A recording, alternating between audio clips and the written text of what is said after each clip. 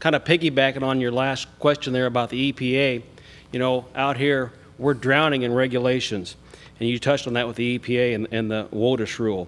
How would you work to ensure that regulations that which are enacted work in such a way that they help farmers and not hurt us? Yeah, that is an absolutely critical question. And it's a question I faced when I was governor, because we were dead last in America in creating jobs. And by the way, not only did I win as a conservative Republican in a state with 3 million more Democrats, 1 in 11 of every man, woman, and child in the state of New York was on welfare.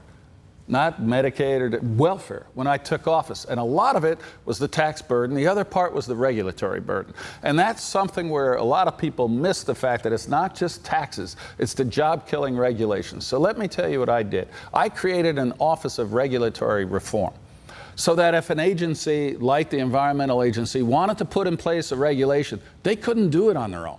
They had to go to my office and explain why they were doing it, what the cost of it was, and what the benefit was. And if we didn't like it, we didn't let them do it. So we stopped all these regulations where an agency just was dealing with the interest groups and not dealing with the public interest. And the other thing that authority had was the power to go back and review existing regulations, regulations that were already in place, and repeal them or modify them if they were doing things like killing jobs and making an industry like the soybean industry suffer or go out of business.